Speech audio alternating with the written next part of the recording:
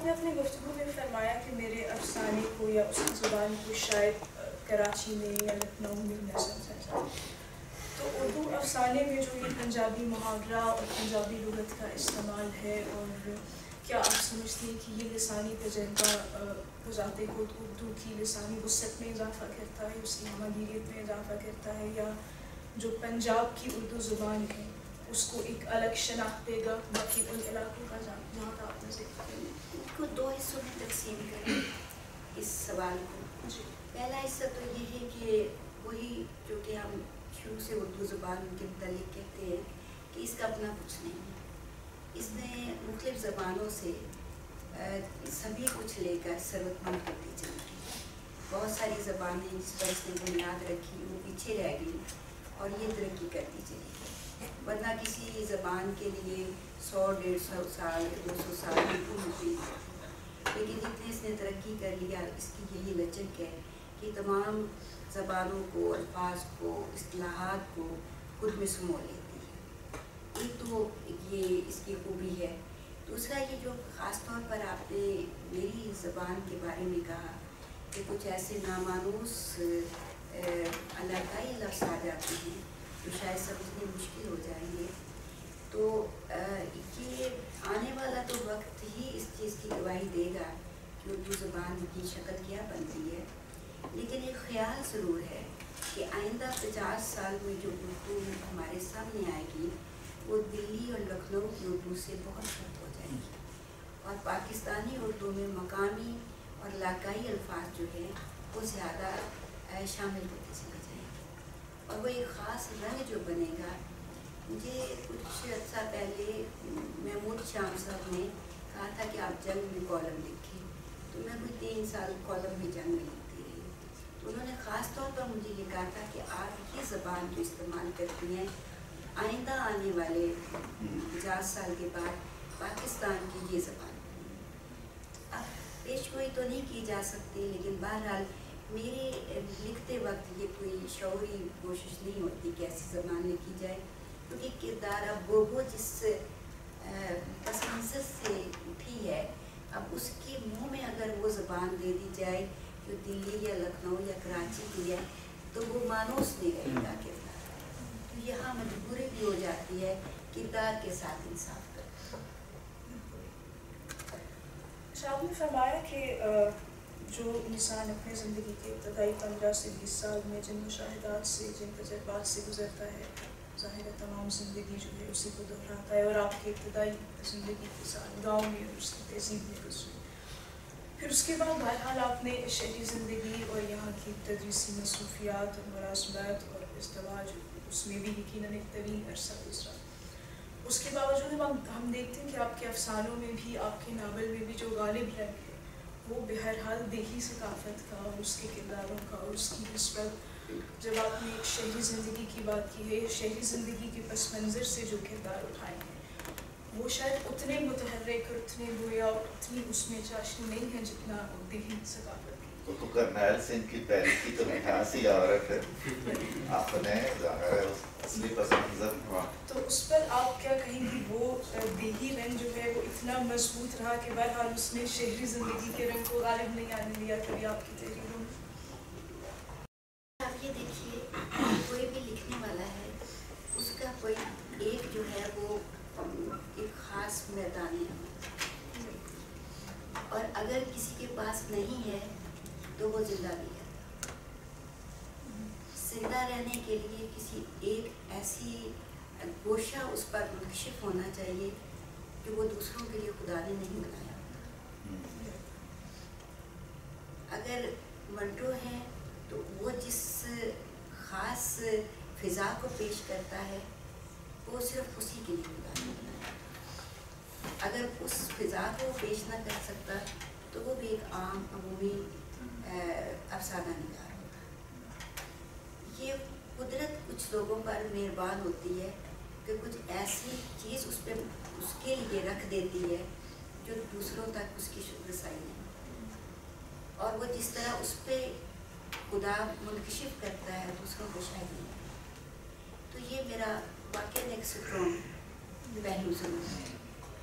لیکن جو شہری زندگی کے متعلق آپ نے کہا، اصل ناول کی بات ہوئی، اس میں علی جواد کا کردار ہے، جو ایک ابن الوقت قسم کا پنجاب یونیورسٹی سے نکلا ہوا لڑکا ہے، جو کہ طالب علم لیڈر ہے، اور بھٹو کی وہ کوشش کی اس کے لیے وہ کرتا ہے، لیکن پھر وہ ہر آنے والے کے ہاتھوں بکتا چلا جاتا ہے، اور وہ مکمل طور پر شہری زندگی سے اٹھایا ہوا کردار ہے۔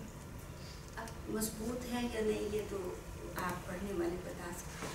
اسی طرح زہرا فتح شیر کا کردار ہے، وہ بھی شہری زندگی سے اٹھایا گیا کردار ہے، اور وہ بھی ایسی ہی یونیورسٹیوں میں پڑھاتی ہے، اور بہت ایک شرافیہ کا چہرہ، دینی بات، تو وہ کیسا کردار ہے یہ بھی آپ بھی کہہ سکتے ہیں، بتا سکتے ہیں، لیکن بات آپ کی درست ہے کہ لکھتے وقت جتنی سہولت اور جتنا رچاؤ اور جتنا دلی طور پر مجھے ایک وہ تسکین ملتی ہے اس دیہی معاشرت سے اٹھائے ہوئے کردار کو، شاید اتنا وہ نہیں ہوتا کہ شاید وہ میں کیونکہ خود دیہاتن ہوں تو شاید میرے وجود سے زیادہ قریب ہے، میری روح کے زیادہ ہے۔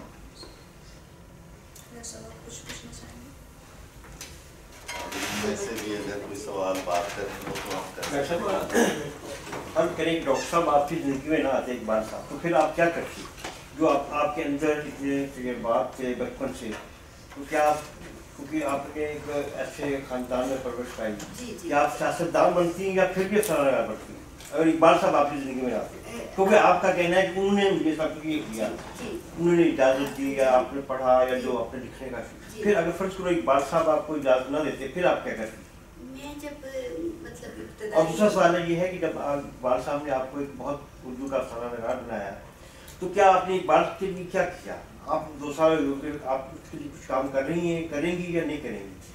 کیونکہ انہوں نے آپ کو افسانہ نگار بنایا ہے۔ اس سوال کا پہلے جواب مجھے پچھلے والے سوال جس کا جی چاہے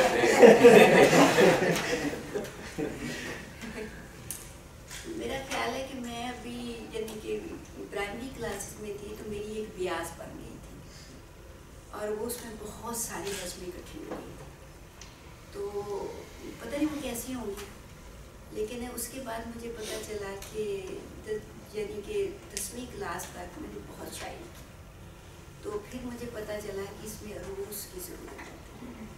اب مجھے ایک کتاب مل گئی جس میں عروض تھی، میں نے بڑی کوشش کی میں سیکھوں تو وہ مجھے آئی نہیں، عروض نہیں آئی، اذان نہیں آئی مجھے، تو میں نے سوچا کہ میں 10ویں کی تیاری کر رہی تھی میٹرک کی، تو میں نے سوچا کہ جب میں لکھ نہیں سکتی تو میری زندگی کا تو اور مقصد کوئی نہیں ہے، تو مجھے مر جانا چاہیے۔ اب مرنے کے بھی سامان گاؤں میں بہت ہوتے ہیں، پاس پہ چھڑکنے والا زہر ہوتا ہے، گندوں میں رکھنے والی گولیاں ہوتی ہیں، بہت سوچ رہی تھی کہ کیا کھا دوں گی، تو اچانک مجھے خیال ہوا کہ میں نثر کیوں نہ لکھوں، اس میں تو اذان کی ضرورت نہیں، وزن کی ضرورت ہے، تو بات مجھے اپنی کہنی ہے نا، بس میں اٹھی اور بس جیسے پا لیا، اور پھر میں لکھتی چلی گئی۔ شادی جب ہوئی ہے تو اس وقت تک میں بہت لکھ چکی تھی، یعنی یہ ایک میری فطرت میں شامل تھا، ورنہ شاید میں نہ لکھتی۔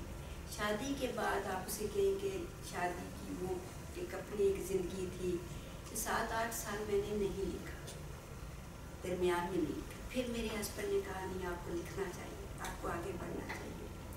میں لکھتی ضرور رہتی لیکن شاید میں چھپتی نہ، میں سامنے نہ آتی، میں آج آپ کے سامنے نہ بیٹھی ہوتی لیکن کسی کونے خدرے میں میری کہانیاں موجود ہوتی، اس طرح اکثر خواتین جو ہوتا ہے ان کے ساتھ، وہ اپنا اندر کا تو وہ کتھارسس کر رہی ہوتی ہیں، لیکن باہر لانے سے جو ہے وہ تھوڑا سا ہوتا ہے کہ اب ہاں اقبال صاحب نے کہا لکھو، میں نے کہا میں آپ پر لکھ دوں گی، آپ کی کہانی لکھ دوں گی، کہا میری لکھو، مجھے کوئی اعتراض نہیں ہوگا، مجھ پہ لکھو۔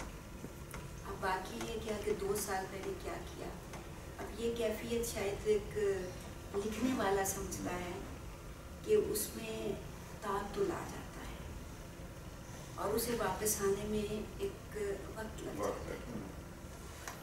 एक बात वारिस अलवी ने एक जुमला लिखा जो मैंने जब पढ़ा उस वक्त से लेके अब तक मेरे अंदर से निकला नहीं। मुझे लगा कि ये जो अफसाने का तख्लीकी अमल है सारा का सारा उसने एक जुमले में बयान किया।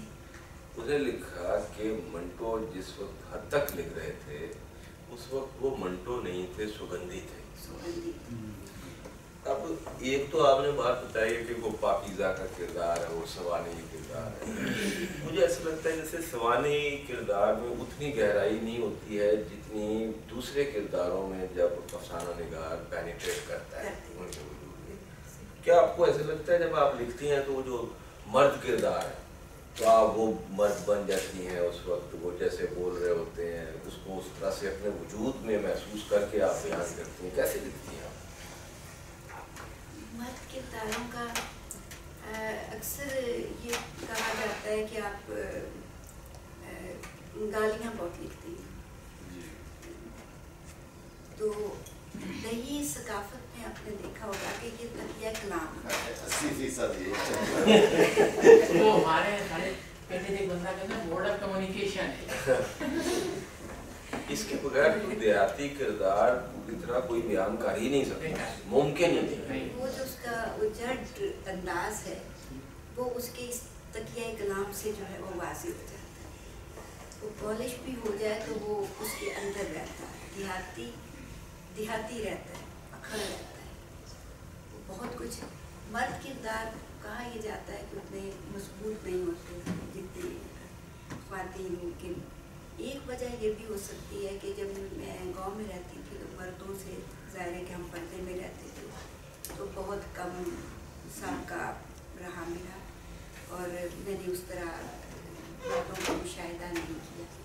लेकिन बाहर से आने वाली आवाज़ें जो कि हवेली के अंदर आती थी, आवाज़ें दे रहे हैं कि खल बनौला दे जाओ, फलां के लिए चाय दे जाओ बन, तो मैं उन आवाज़ों से अंदाज़ा लगाती थी कि इसकी शख्सियत क्या होगी, इसके हाथ पैर कैसे होंगे, इसका लिबास कैसा होगा, और इसकी उठने बैठने, उसका हुक्का पीने का अंदाज़, और उसका अपनी बीवी से या अपने घर वालों से इस तरह की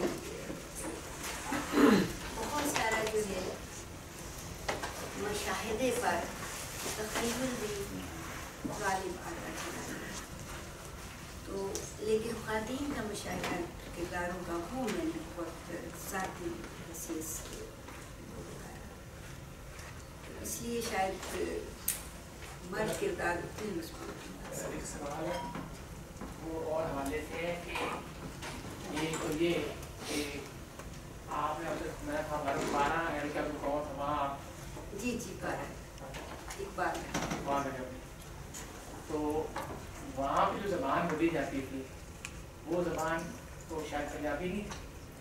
2 तरह के थे, एक वो महाजिर जो कि हिजरत करके आए, उनकी वो पंजाबी। आपके फैमिली मैरिड फैमिली थी? हाँ जी, हमारी मेरी मादरी ज़बान पटवा है। तो दूसरा सवाल मेरा ये था कि आपने जो किताबें लिखी कि आपने खुद पैसा से छुपवानी पड़ी या जब कमर्शियल वायबिलिटी बनी? ये खुद नहीं छुपवाई, तो आपको रियलिटी भी मिली? थोड़ा बहुत।